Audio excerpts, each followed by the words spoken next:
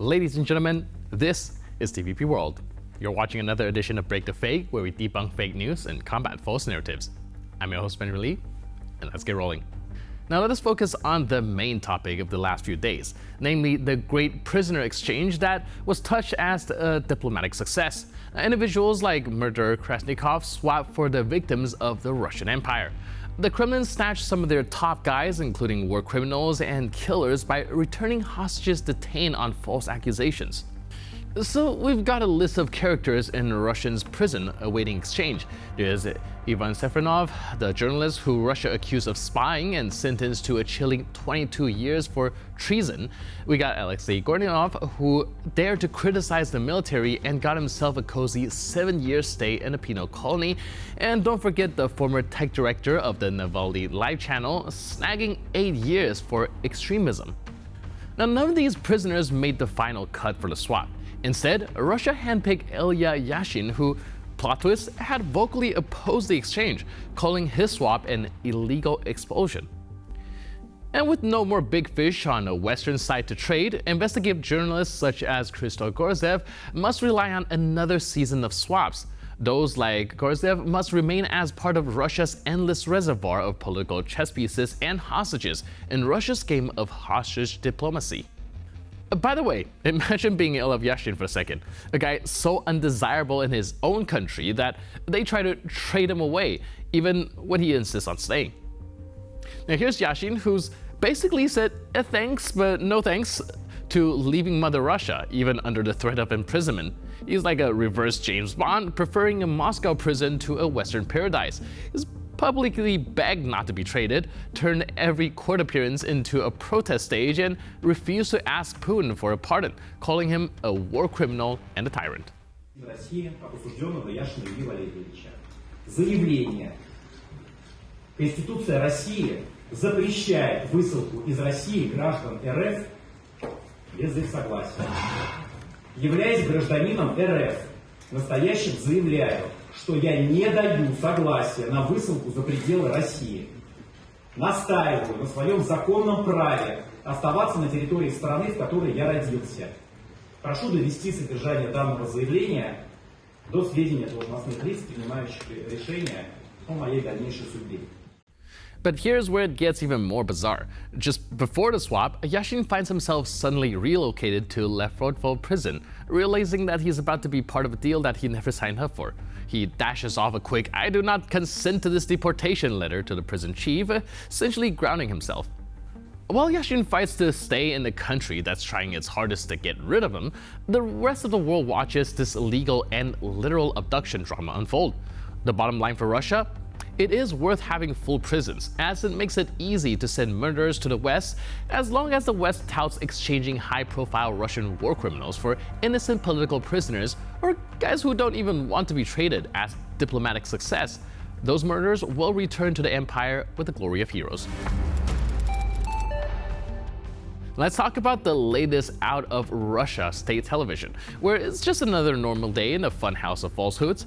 According to their latest scoop, Ukrainians didn't just receive F-16 fighter jets, but also, wait for it, tactical nuclear weapons. Because, of course, why send a postcard when you can send an apocalypse? Эти F-16 – это нам знак о том, что надо вступать в переговоры, потому что иначе мы повесим туда тактическое ядерное оружие. Это то, о чем, если мне память не изменяет, еще в конце мая мы говорили, что появление там F-16 будет неким переходом очередной, причем черты в ядерном... К новому уровню конфликта, да, в том числе ядерному, да. Потому что американцы в этом очень заинтересованы. Но тогда, принимая эту, в общем, вполне логичную концепцию, все-таки, на ваш взгляд, они эти 6 уже туда пригнали и теперь играют в то, во что вы говорите? Или это все еще информационная операция? Нет, во-первых, они уже там есть, и я уверен, что тактическое ядерное оружие уже там есть. And while they were at it, they apparently forget to mention the 3 Joe Bidens, 2 Zelenskys, and 200 Patriot missiles that were also part of the package. Might as well throw in Bigfoot and a couple of alien overlords overseeing the deal. First of all, Ukraine used to hold the 3rd largest nuclear arsenal in the world, but by 1996, the country surrendered all of that to Russia in exchange for economic and security assurances. Remember that? Before Russia invaded the country? that's the reason we're all in this mess in the first place. So it's rich for Russia now to complain about nuclear arsenal, especially when they're the ones saber-rattling with their warheads every 7 minutes.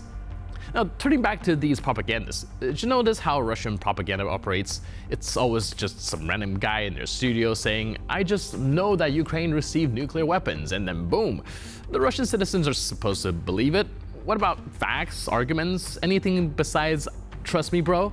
Nah, who needs facts, right? If the TV men says so, it must be true.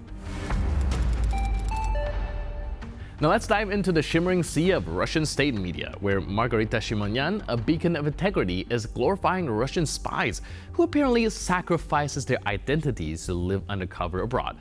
Now isn't that just the kind of bedtime story you want to tuck your morals into at night? Справедливо назвал их, вот этих вот уехавших, покинувших, к счастью, нас.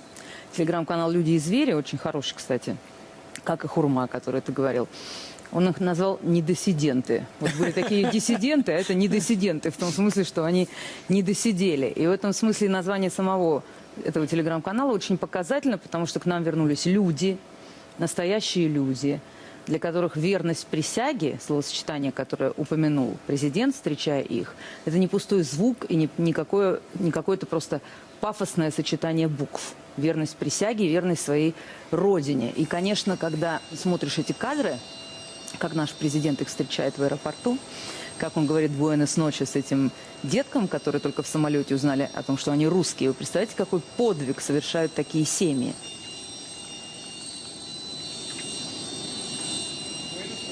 Которые ради интересов своей родины уезжают, отказываются от своей прежней личности, живут по легенде своих новых личностей, в этой легенде рожают и воспитывают вынужденно своих детей ради того, чтобы приносить пользу своей стране. Вот это люди. А уехали от нас зверята, с катертью им дорога.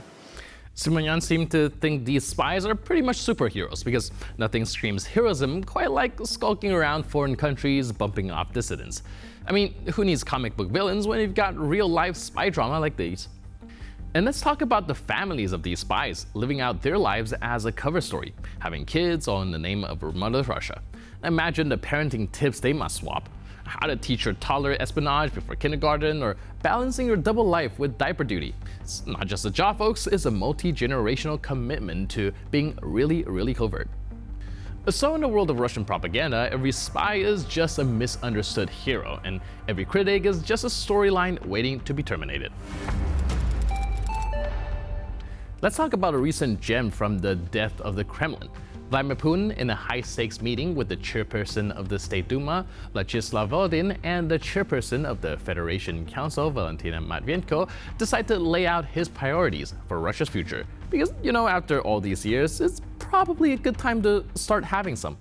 Конечно, обеспечение безопасности остается одним из важнейших приоритетов.